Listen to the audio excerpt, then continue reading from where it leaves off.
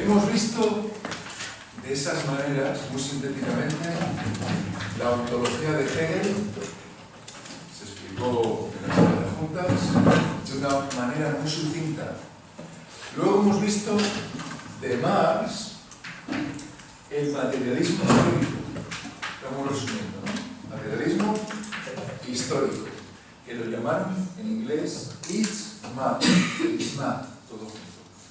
Materialismo histórico, que como sabéis, la ontología era pues, que los medios de producción, la materia prima y las fuerzas productivas generaban una base económica y luego eso producía una ideología y quienes poseían pues, los medios de producción eran los que de alguna manera tenían la ideología burguesa, la clase dominante, y estábamos trabajando con esa fotocopia, los que poseían el dinero, el capital.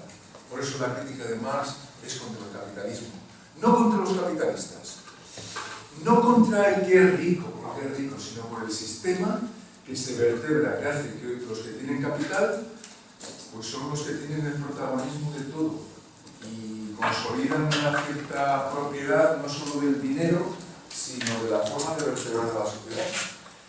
Bien, ahora ya esto que voy a decir de nuevo, así que apuntamos. Además del materialismo histórico de Marx, que atraviesa una serie de fases, como es el sistema esclavista feudal de la Edad Media y luego el sistema industrial capitalista burgués, hasta que llegara la sociedad comunista, que esa fue la predicción marxista que no ha tenido lugar, está el materialismo dialéctico. Materialismo dialéctico, que compuso sobre todo su amigo Engels, Federico Engels.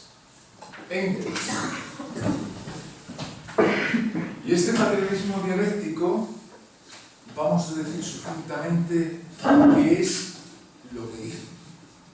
El materialismo dialéctico lo tomaron los rusos, los soviéticos, en la era espacial, porque era la filosofía que ellos tenían, porque Engels era un autor nobilísimo en la Unión Soviética y en Alemania, etc. El materialismo dialéctico, la ontología materialista, por tanto, de estos, ¿qué dice? Primero, la materia, todo lo que nos rodea, la materia es una. Monismo, entonces, monismo de uno, monismo de la materia. Lo estoy resumiendo mucho, pero en el libro de dialéctica de la naturaleza y en la obra de Engels aparece esto. La materia es una. Recordemos un poco a Parménides, que también era el ser esférico, pero él no se puede asimilar, Engels no se puede asimilar a Parménides, porque este es materialista. Segundo, segunda nota de la ontología del materialismo dialéctico, que no es lo mismo que el materialismo histórico, que es de Marx. El materialismo dialéctico dice que la materia está en continua evolución. La materia en evolución constante. Evolución constante. En el sentido de que, en el sentido siguiente, hay una materia inerte, casi, mineral. De esta materia mineral surgen las diferentes teorías que seguro que algunas os sonarán. En esa época Engels está estudiando cómo es la física, el desarrollo de los seres vivientes. De esa materia inerte, en el agua se generan unas protopartículas, células, la teoría de Oparin. ¿Nos suena un poco?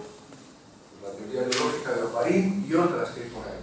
Y se empiezan a formar sistemas vivientes.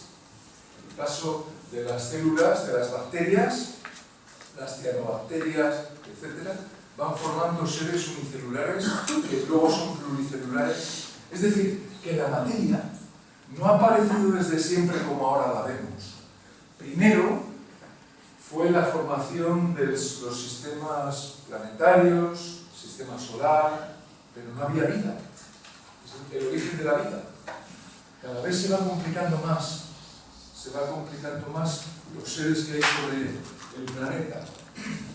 De tal manera que están los diplodocus, si es que estuvieron, aunque parece ser que sí, porque vemos restos óseos, toda la teoría de los fósiles, toda la teoría de la evolución, hasta llegar a un ser que aparece con un cerebro superior, los hombres. El origen del hombre de Darwin, el origen de las especies, ha aparecido un ser que no estaba antes. Se ha complicado tanto la materia que ha llegado, se ha producido, apuntármelo, un salto cualitativo. Salto cualitativo. Hay un salto en lo material que es cualitativo. Antes era mera materia, pero ahora es materia, pero con unos gradientes de separación enormes, claro. Porque fijaos, cuando estudiamos el sistema nervioso central de los seres, de los homínidos, sobre todo del hombre, porque hay unos grados de muy diversa comparación, claro, no es lo mismo los monos, chimpancés, los papiones, que los seres humanos. Fijémonos lo que hay aquí, ¿no? Nosotros somos los únicos que podemos estudiar los animales. Ellos no nos pueden estudiar a nosotros. O nos pueden ver, pero no estudiar. Nosotros hemos hecho museos para encerrar la sabiduría. Hemos estudiado pues, la anatomía ósea de los mamíferos, de los vertebrados. Hemos estudiado todo eso, microscopios, etc. Bien, salto cualitativo. ¿Por qué apareció eso?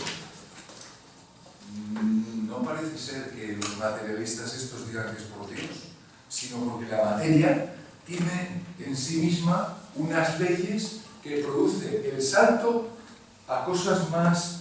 Pasamos de la cantidad a la cualidad. Evolución emergentista de la materia, se podría decir.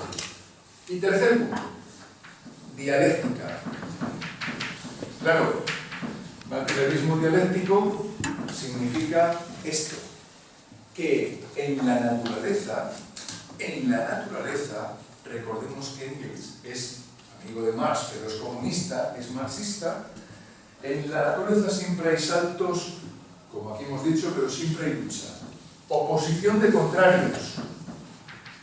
Oposición de contrarios. Lucha de los elementos entre sí. ¿Dónde vemos esto? En la ley de la supervivencia de las especies, en la ley de las empresas. Una empresa absorbe o disuelve a otra. Un hombre mata a otro por conseguir el poder. Es decir, siempre hay lucha de contrarios. Materialismo, por tanto, dialéctico. Serían tres leyes, tres principios de la materia. Siempre hay oposición. Nunca hay un principio en la realidad que diga, bueno, mira, llega este señorín y ya convence a todos. Eso no pasó con Hitler, no pasó con Mussolini, no pasó con Franco, no pasa ahora con los partidos políticos actuales. Toda esta filosofía es la que va a tener el Partido Comunista de los rusos. O sea que esta forma de entender la realidad es lo que quieren llevar a efecto. Y de hecho, el monismo de la materia, ellos empiezan los vuelos espaciales para ver si en otras galaxias, en otros planetas, hay vida inteligente. Todos esos, el Soyuz y todos los vuelos espaciales están enfocados a eso, a encontrar vida, igual que ahora los americanos. Cuando está Lenin, Stalin es la segunda potencia mundial, los rusos. Y entonces todos los partidos políticos tienen una filosofía. El PP tiene hoy por hoy su tanque de pensamiento, se lo llaman, en el grupo FAES. Los del PSOE tienen el grupo Ideas. Ideas, fijaos en filosofía, la relación. Y es imposible no tener filosofía para luego cambiar el mundo. Si quieres cambiar el mundo tienes que tener ideas. Y si no tienes, y los de Podemos, por ejemplo, Carlos Fernández Villa es uno de los filósofos que está en Madrid, profesor de universidad, que es uno de los que proporciona la ideología de Podemos. En Izquierda Unida, pues pensad que están también pues, desde Julio Anguita, siempre lector de Lenin, de Marx, etc. Partido Comunista, etc. Bueno, esto es una introducción a lo que ahora ya realmente quiero explicar, y es lo siguiente. Ontología materialista de los dialécticos rusos. Ahora pasamos ya a explicar otra ontología. Es esta. Vamos a ver, después de esto, hay una serie de autores, y uno lo vamos a tener en España, que ya os he comentado, ya me habéis escuchado, es el de la Escuela del Círculo de Oviedo. Es un profesor que murió pues, no hace ni 2 años, y es el que va a generar el materialismo filosófico. Apuntamos ahí. Es español esta escuela. El materialismo filosófico del Círculo de Oviedo, compuesto por el que nos va a explicar aquí algún compañero, por Gustavo Bueno, ¿no? Martínez. Que en 1972, esta es la ontología de Gustavo Bueno, ¿eh? La vamos a explicar y ya volveremos luego a otra historia. El materialismo filosófico aparece en 1972 pergeñado en la obra Ensayos materialistas. Lo tenéis en PDF, si queréis pasaros años y años intentando entender un poco, porque yo todavía me cuesta debido a la complejidad, no de cómo escribe, sino de lo real. Si es complejo leer esta obra de ensayos materialistas, no es porque sea difícil entender lo que dice, sino porque lo real es complicado. Es como en matemáticas. No es que las matemáticas sean complicadas, es que la naturaleza de las leyes matemáticas pues no son A más A igual a 2A, sino que hay multitud de variables, de constantes. Entonces vamos con ello. ¿Qué dice el materialismo filosófico? Vamos a ver. Primero, hay que decir lo siguiente. La ontología, la teoría de la realidad, Gustavo Bueno sigue, aunque nos parezca increíble, las trazas de toda la historia de la filosofía. ¿Y qué dice la historia de la filosofía? Claro, imaginad que viene cualquier mente lenta y dice yo quiero crear un sistema filosófico. Eso es imposible. Si tú quieres crear una nueva matemática, tú tienes que estudiar toda la matemática de lo que ha habido para ver cuáles son los flecos sueltos, lo que hay que analizar, porque imagínate que alguien dice ay, voy a descubrir la geometría lineal. Hombre, eso ya lo hizo el señor Descartes, el filósofo y matemático Descartes, en el siglo XVII, ya lo hemos estudiado poco. Entonces, llega Gustavo Bueno Martínez y empieza a estudiar a Hegel, a Marx, a los dialécticos rusos, a Platón, a Aristóteles. ¿Para entender qué? Para entender un poco, estad atentos a esto, si no tenemos, para entender un poco lo que llamamos el mundo no lo entendemos con la visión, con los ojos, no se puede entender. Solo se puede entender mediante el estudio.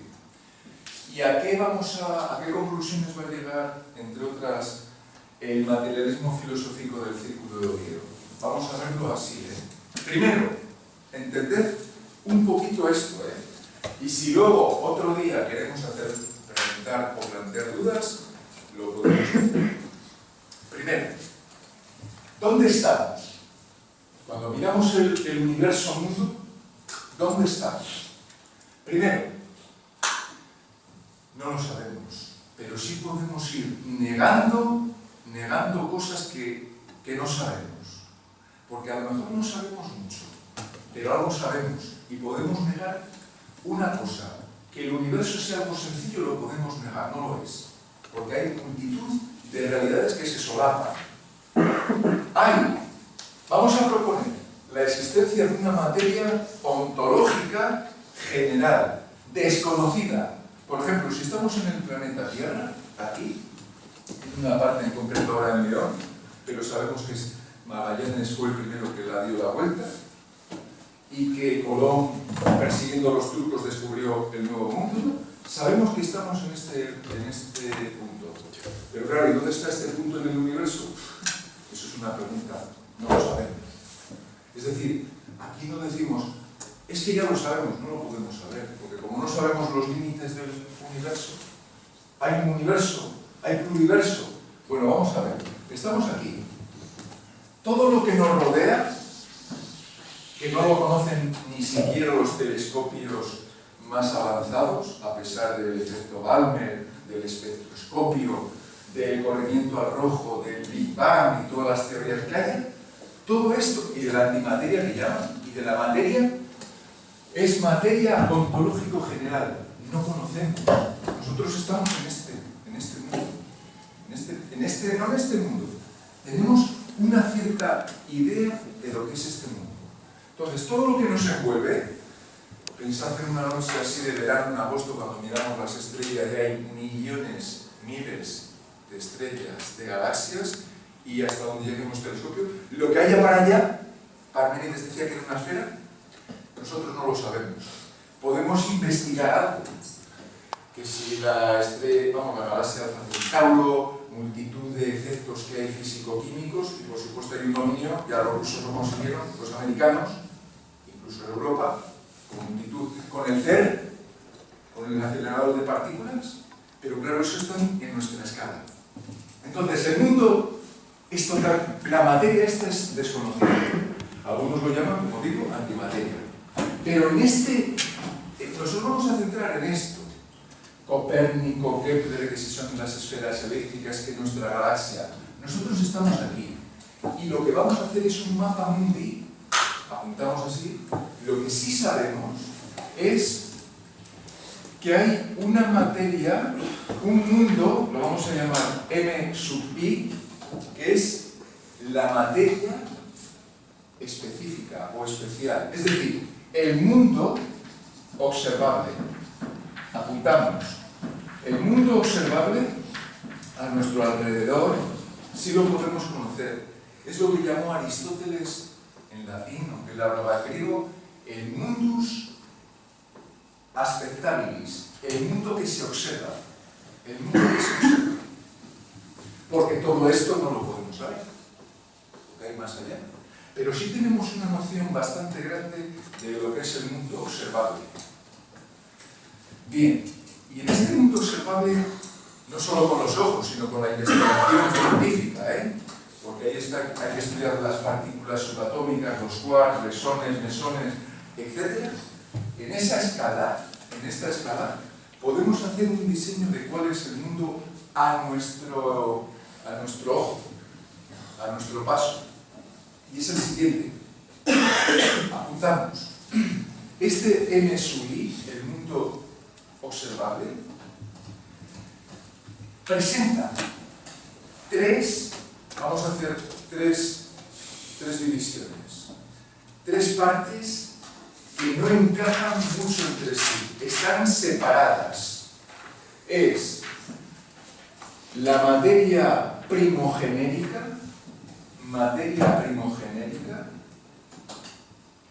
la vamos a denominar materia primogenérica o primer género de materialidad. La materia primogenérica, M1, materia primogenérica. Porque todo es materia, claro. Aquí no existen los espíritus, ya lo veremos, ¿por qué no? Materia primogenérica. ¿Qué entiende el materialismo filosófico por la materia primogenérica?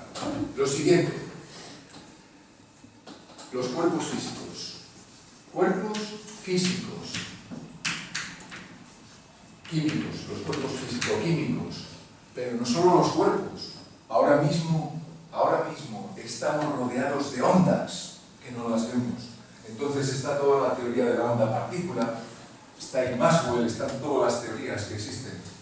Onda, ion, partícula. Todos los fenómenos, vamos a decir, físicos. Estamos rodeados de la sustancia, esto sería la sustancia extensa, la res extensa en Descartes. Cuando lo estudiéis, recordad la sustancia extensa. Pero es que Descartes todavía de aquella no tenía la teoría de la onda-partícula, porque estaba en el siglo XVII. Lo podemos entender, ¿no? Entonces, la filosofía esta que estamos presentando es un mapa mundi que nos vale para ahora, pero cuando estén en el siglo, a lo mejor, pues 3000, esto habrá sido totalmente demolido. Son mapas que nos valen para estudiar el presente, pero claro, esta filosofía no es para toda la vida. La filosofía no es, voy a hacer una filosofía para toda la vida, es imposible. No existe una filosofía perenne. Lo que existe son modelos. Igual que en medicina. Los médicos del siglo XVII, que pensaban ellos que iban a venir el escáner, la tomografía sea computerizada o la emisión de positrones, no sabían nada de eso. Entonces tenían que estar en su momento viendo lo que había. Por lo tanto, la materia 1 es los cuerpos físicos, todo esto. Ahora, ¿es todo esto, todo es cuerpo y onda? No, aquí podemos decir que MI también presenta M2, que es la materia segundogenérica. Lo apuntamos. ¿Qué es la materia segundogenérica? Lo podemos apuntar, ¿eh? La materia segundogenérica es muy complicada, porque es esta, es lo que diría Descartes, a lo mejor con la sustancia cogitans, la res cogitans, el yo pienso, pero no evocáis eso, ¿eh? Es para que veáis que no se inventa. En filosofía, en literatura tampoco se puede inventar un movimiento. Tienes que coger lo que hay en el mundo. ¿Y qué hay en el mundo? Esto. Lo que hay en el mundo, aparte de la materia, es los sentimientos humanos, las pasiones, los pensamientos, los llamamos así, pero claro, eso no se puede decir así. Lo estamos diciendo para que se entienda. El sentimiento de dolor, la visión de un sujeto, por ejemplo, ahora cuando percibimos a otro, el dolor de muelas, todo esto es lo que entendemos por lo psíquico. ¿Qué tiene que ver las emociones con una mesa? Nada, vamos, no tiene que ver mucho, porque la mesa, decimos, ni siente ni padece. Sin embargo, hay seres como nosotros, o como los gorilas. Antes se negaba que los gorilas y otros animales tuvieran sentimientos, pero no hay que ser muy listo para ver cuando ves a un perro. Esto ya lo dice en el origen, en la expresión de las emociones en los hombres y animales, Darwin, que cuando ves a un perro que levanta la cola, el que está emocionado, el que está contento. Es que lo vemos, no hace falta decir, los perros no tienen emociones, eso es una tontería, es que se ve. Y los pájaros, cuando están a lo mejor con buen tiempo, empiezan a piar más. Entonces hay unas variables que se pueden intuir. Y cuando vemos que alguien está fastidiado porque le han dado un suspenso o porque ha tenido una mala noticia, se suele deprimir. Este punto no tiene nada que ver con el de los cuerpos físicos. Los cuerpos físicos. Luego está M2. M2 es los sentimientos, los pensamientos, lo que nosotros, los sueños. Ahí está el tema de los sueños. Si no lo sabemos ni nosotros. Porque esto no quiere decir que nosotros, porque estudiamos esto, ya lo podemos conocer todo. Quiere decir que vamos a hacer un mapa de lo que podemos conocer. Y hasta aquí. No. Hay otra materialidad que es la terciogenérica. Esa es la más increíble, claro. La materia terciogenérica es toda aquella materia que ya Platón estudió, y es esta, es la de las ideas, con mayúscula. Ejemplo, el teorema 47 de Euclides, Pitágoras, el teorema de Pitágoras, los teoremas de Tales de Mileto, las ecuaciones de primer grado, las integrales, la idea de la paz, o de la felicidad, que a veces son paraideas, la idea de Dios, que a lo mejor es confusa. También están aquí las ideas de las constituciones políticas, también la de los 5 cuerpos regulares.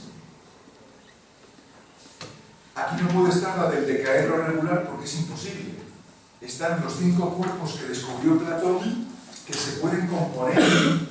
Por ejemplo, el cubo es una figura regular, pero hay otras que son imposibles.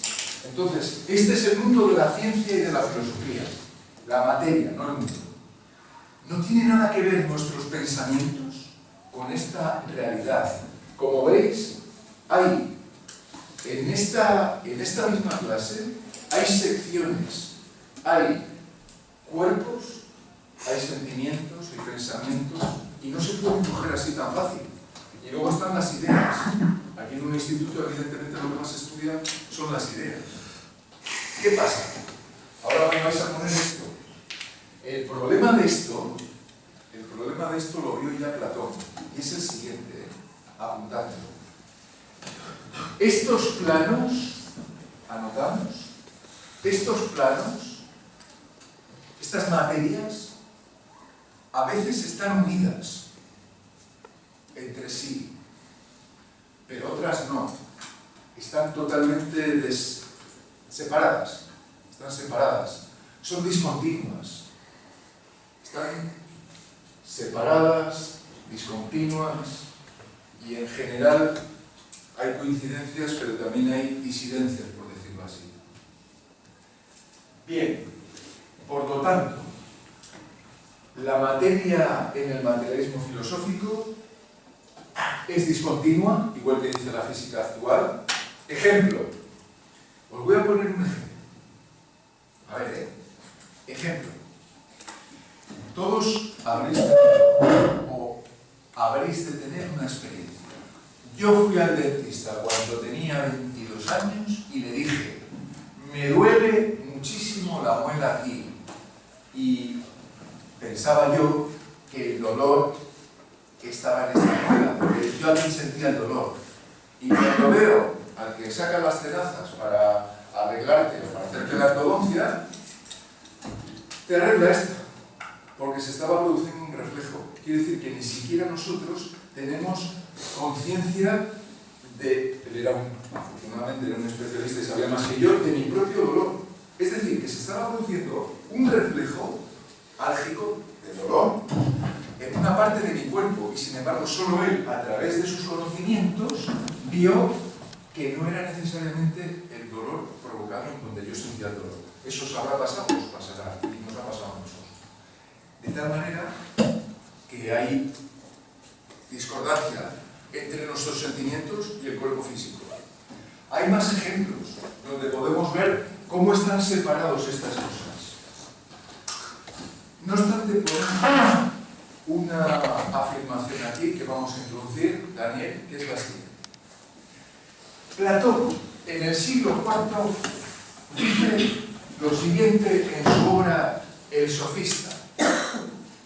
El Sofista. En esta obra te sale Platón con una cosa que se sigue manteniendo actualmente y que es muy difícil, es imposible que se pueda desvirtuar. Es el principio de Simploqué. Simploqué. El pobre Platón era bastante rico en conocimiento, y además rico, como había dicho, aristócrata, y conoció a Sócrates y se dedicó a la filosofía en grado sumo. Metió la pata en muchas cosas, pero en una que no metió la pata es en esta. El principio de Simploqué significa entretejimiento. Entretejimiento. En el sentido siguiente. Parménides había dicho que todo es uno. El monismo.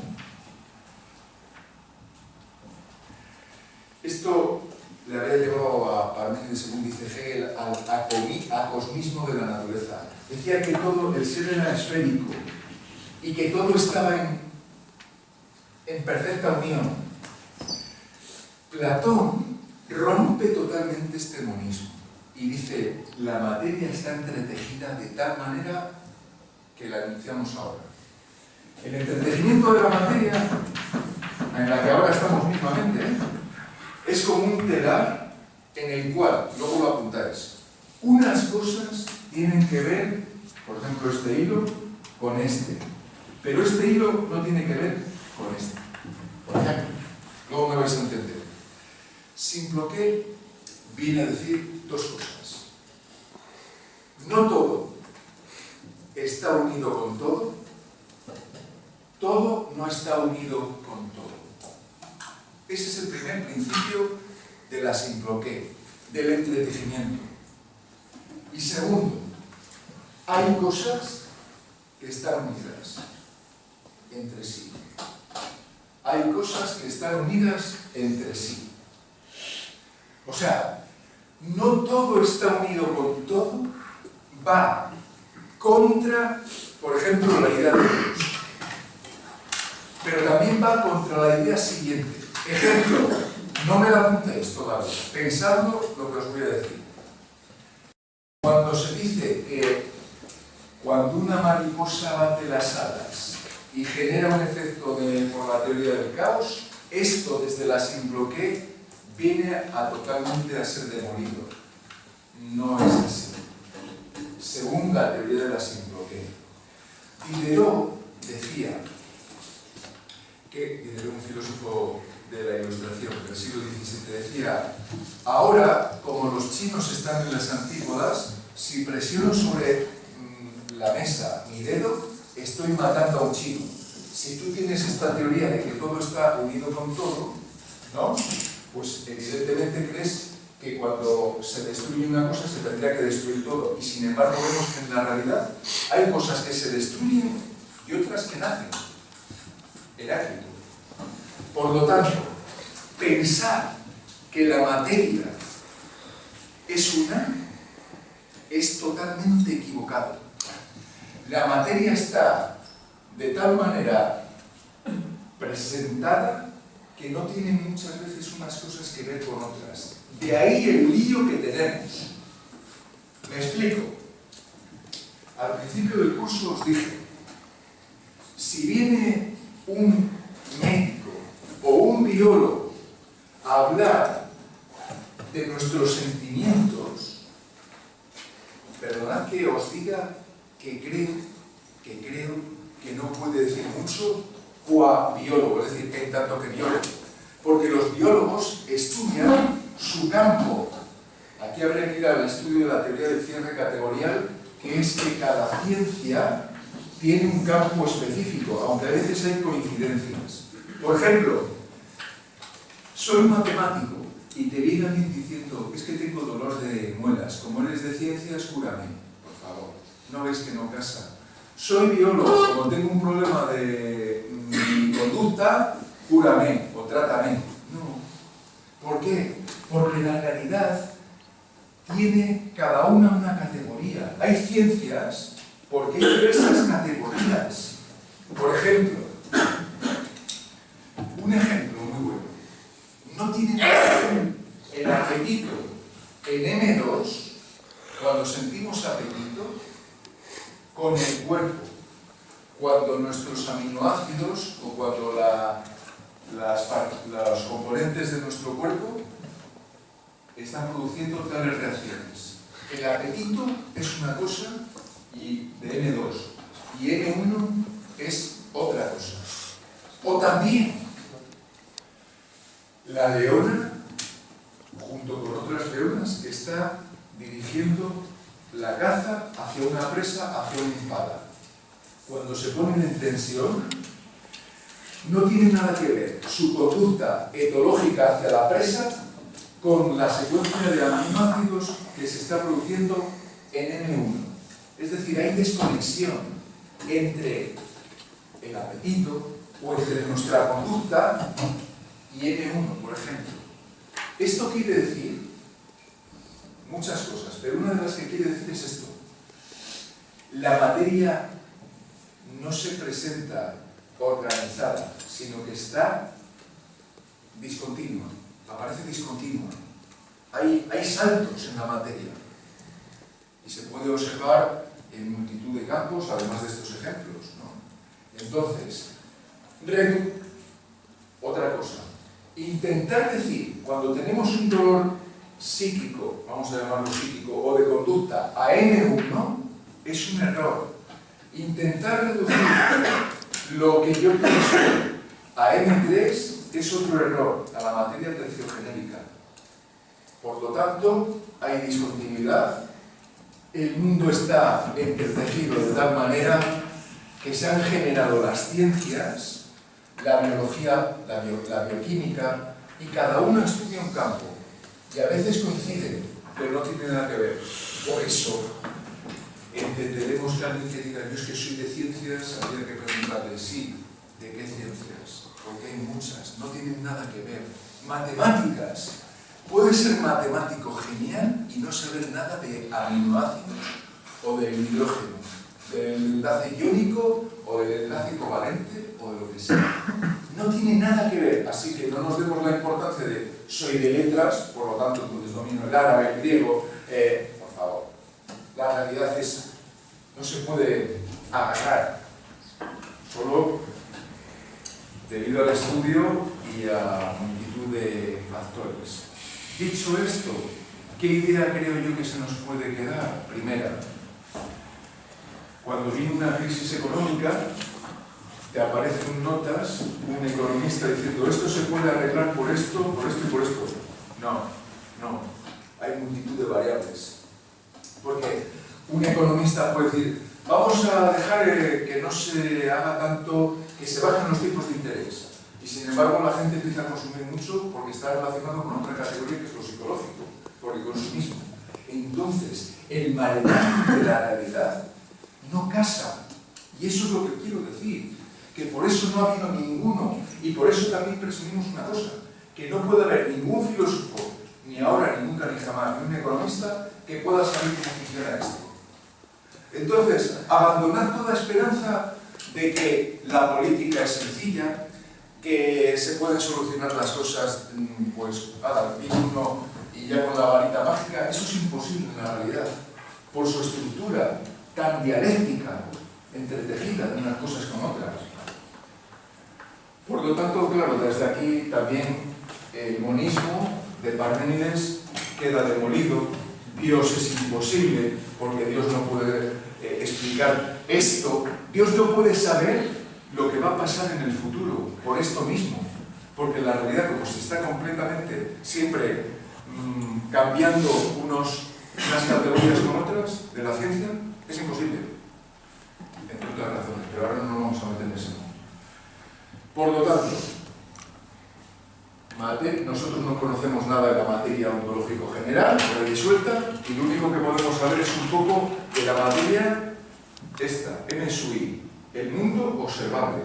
Hay materia 1, materia 2 y materia 3. Por cierto, esto es una clasificación, pero no es así como funcionan las cosas. Esto es una aproximación, pero no podemos saber mucho más. Entonces, nunca sabe. De hecho, mira, muchas veces dice un economista, se tienen que aplicar estas y estas recetas. Y te viene otro, tienen que aplicarse estas y estas. ¿En qué quedamos, chico? Pues que no lo saben. No lo saben. No lo pueden saber, por otra parte. Pero podrían decirlo que, entre otras razones, es por esto. Porque hay cosas que no sabemos, hay variables que no conocemos. Yo me acuerdo que en la universidad, en Facultad de Psicología, estudiabas estadística, años, y luego, ¿para qué vale? Para nada. Prueba de ello. Los sondeos de las encuestas de quién va a salir político elegido. Hace 4 meses antes, 3 meses antes, va a salir una formación política. ¿Qué ocurre? Que estos, M2, la gente se entera y dice, ay, puedo cambiar el voto, o por otras razones. Es decir, que es todo eso de la ciencia exacta, aplícatela en una hoja, porque luego en el mundo real no funciona. Funciona a veces. Y lo bueno es que funciona a veces si te montas en un avión y no se cae. Es verdad, porque hay ciertos controles en los que funciona. Por lo tanto, podemos ahora admitir alguna preguntita. Supongo que os hayan quedado dudas, porque entiendo yo que para presentar esto, si cogéis el libro Ensayo de los materialistas, veréis que son 400 y pico páginas y multitud de referencias, más toda la historia de la filosofía. De aquí sacamos entonces una cosa, la predicción imposible. No podemos saber lo que va a pasar. Nadie lo sabe. Negación de Dios. Porque nadie lo sabe por tal y como está la materia. No se sabe.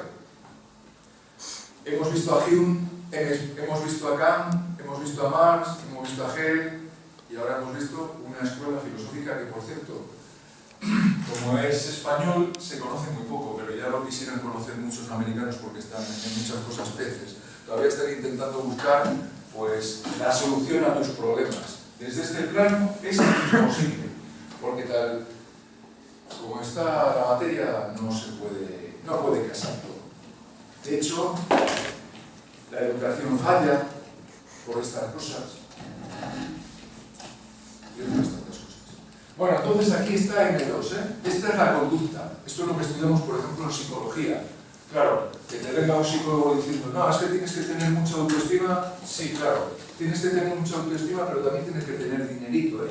El otro día en el debate que hacemos en la biblioteca, te decía uno y una, ay, tú tienes que tener mucha autoestima. Sí, sí, tendrás toda la autoestima que quieras, pero como no tengas un trabajo o una renta básica, de las que se están hablando ahora, pues muy bien, ten mucha autoestima, pues te vas a morir de hambre.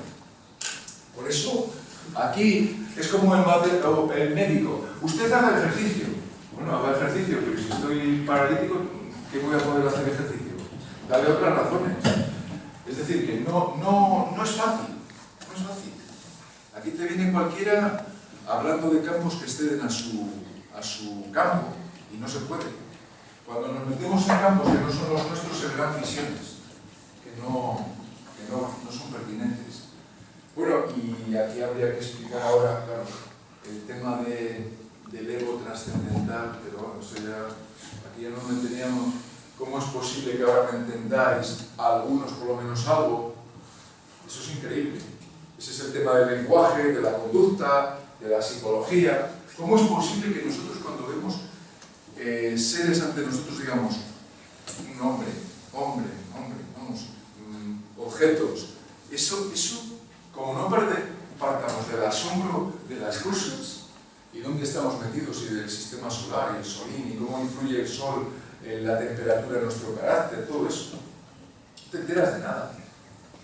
Por eso hay que observar, y a vuestra edad es muy bueno tener ahí un diarito como lo que estáis haciendo y observar la dificultad del mundo. Luego también explicar, Marina, por ejemplo, cómo se formó en caracoles, en especies, en otras especies, pues el dimorfismo sexual. ¿Por qué aparecen dos sexos? Dimorfismo sexual.